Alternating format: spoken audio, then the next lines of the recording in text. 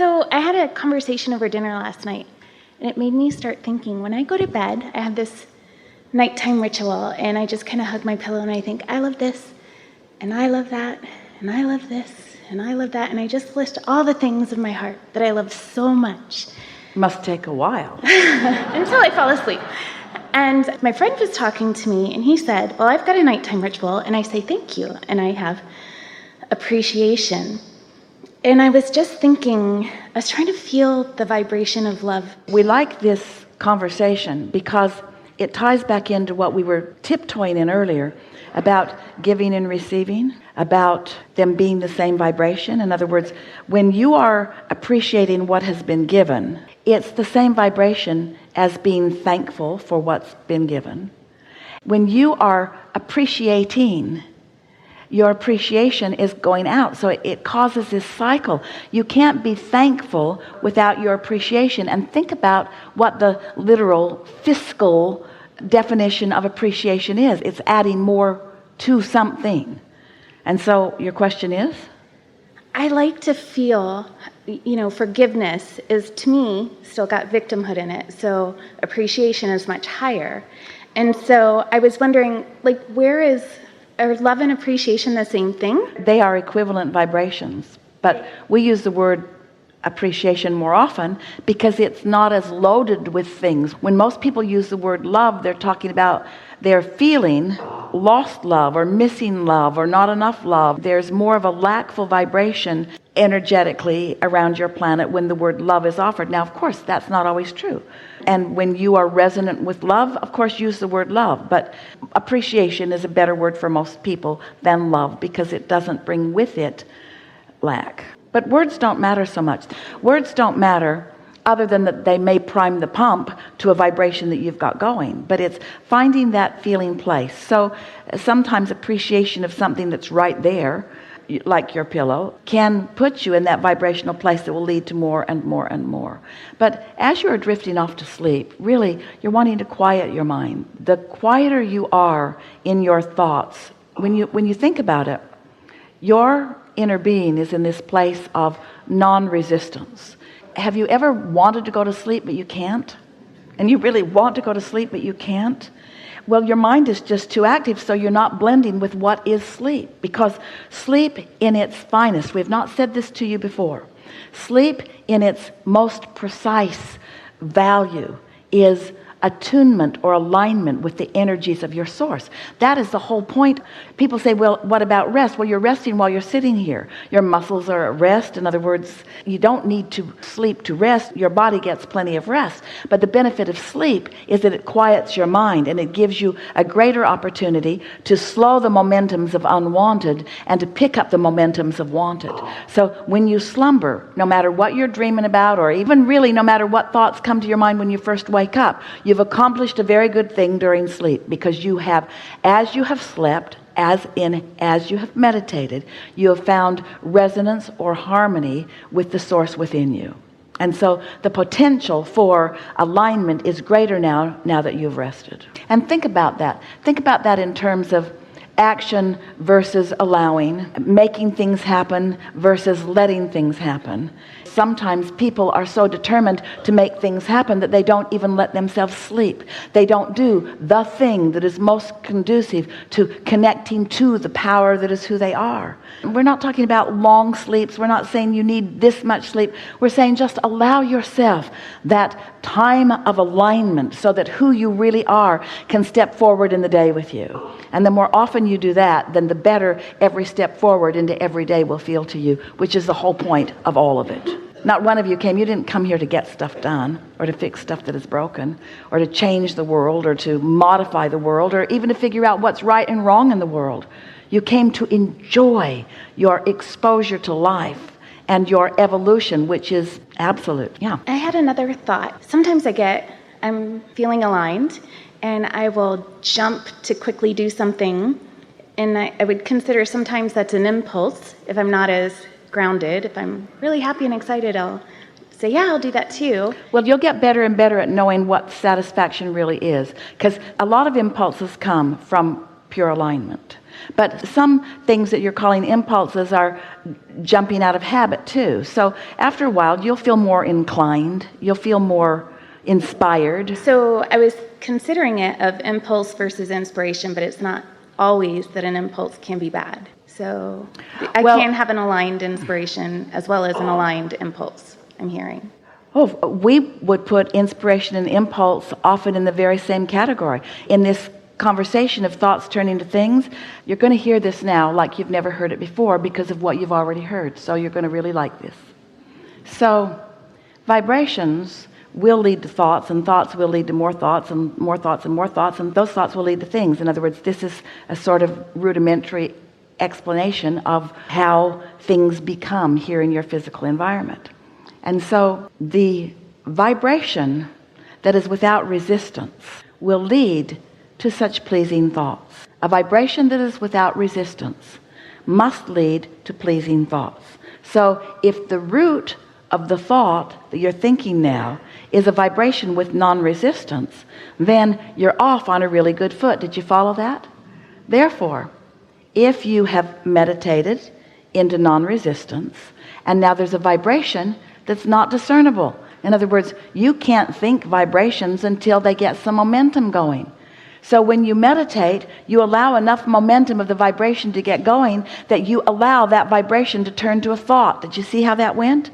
You didn't pick up some thought that somebody else had been thinking about that was maybe off course or on course. In other words, you weren't influenced by another thought through conversation, sort of like what's going on here. You allowed the very depth of who you are, the very source of who you are, the very soul of who you are, the very love of who you are, because you meditated and quieted your thought, you allowed that vibration to come into focus.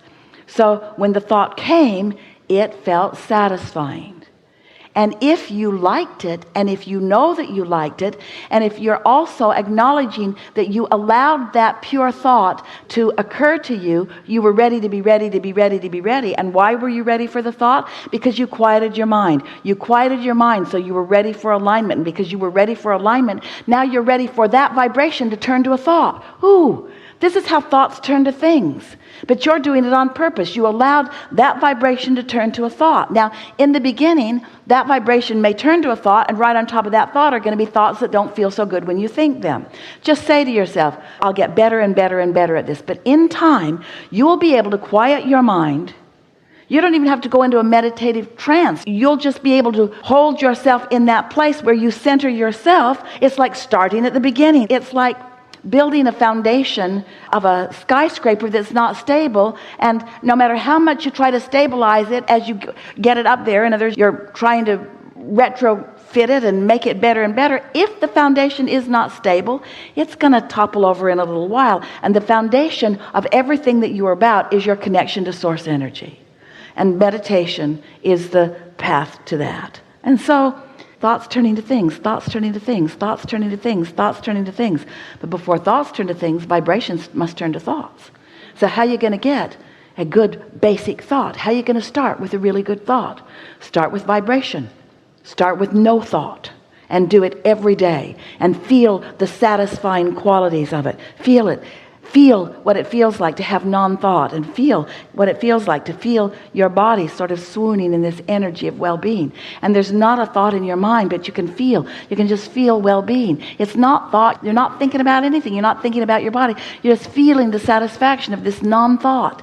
And as you allow yourself to stay there long enough, that non-thought, that vibration that now is being allowed by you to gain positive momentum, because you're not crippling it with a contradictory thought, now it gets enough momentum that you think a thought, a satisfying thought. A satisfying thought. Sometimes that satisfying thought bursts into your mind and you feel like impulsively doing something about it. That's okay, do it. You'll feel more and more of that as you allow this. But so many of you start with a problem. A thought about a problem. A thought about a problem to which you want a solution. But in the activation of the problem, you're not ready for the solution. You want to jump right over there to the solution. Take me there to the solution. I'll know it when I see it. No, you won't. No, you won't. Start over here with non-thought. and feel the satisfaction of this one, and then get ready for this one, and then get ready for this one. And then before you know it, it's not just thoughts, it's impulses to move, it's impulses to contact, it's impulses to rendezvous, it's impulses. Your thoughts are turning to things called action. Your thoughts are calling to things like meeting with other people. You see what we're getting at? It's just this evolution of you being guided from the inside out. And where's your inner being getting the information to which it is wanting to guide you?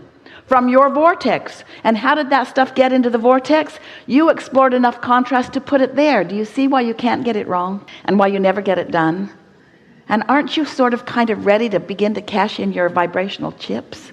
Don't you realize how much you've done and how much is there? And aren't you willing to just relax for a little while and get ready to be ready? And to recognize that you're ready and not need to talk to anybody about it. You don't need to write a book about it today. You don't need to make a big hoopla about it. Oh, I had this insight and I must share it with you. They're not ready. No one's ever ready for your insight. Nobody's ever ready for your insight. And so you're always going to be misunderstood. And if you need to be understood in order to feel good, you're screwed. You are.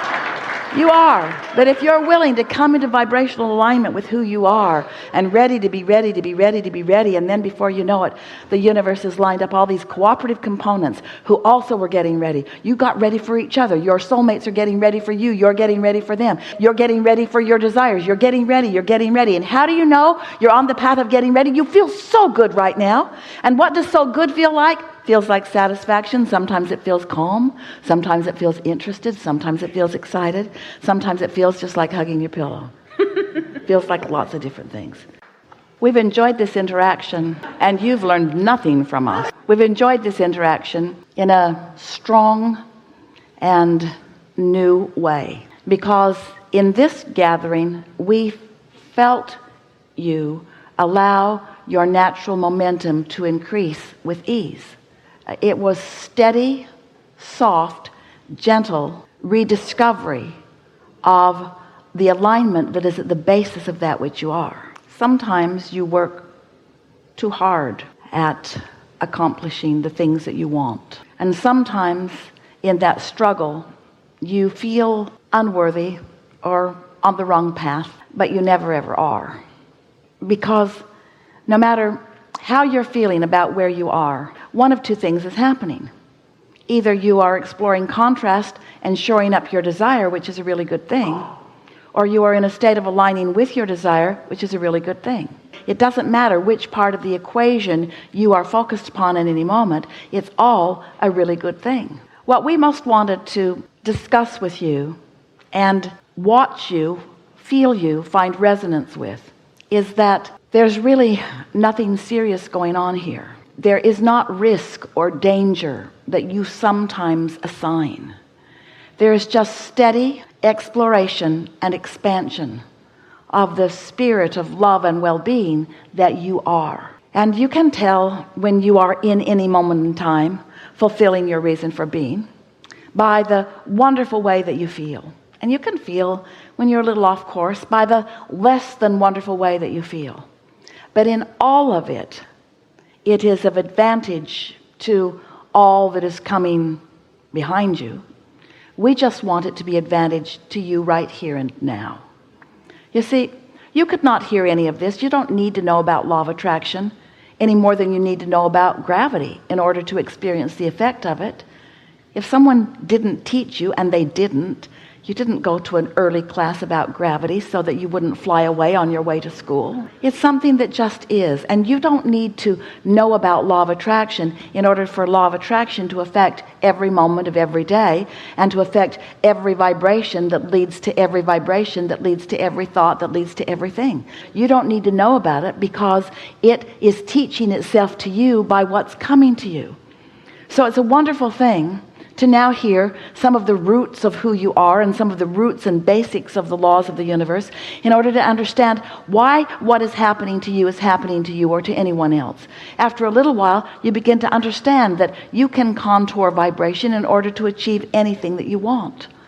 But we want to bring you back to, and we believe that it has happened here today, to the understanding that no matter what it is that is on your list of things that you want to accomplish, no matter what the goal is, whether it's a material object or a relationship or a state of being or a pile of money or being a leader of something, every single thing that you want or have ever wanted or ever will want, or anybody else too, is because you believe in the accomplishment of that, you will feel better.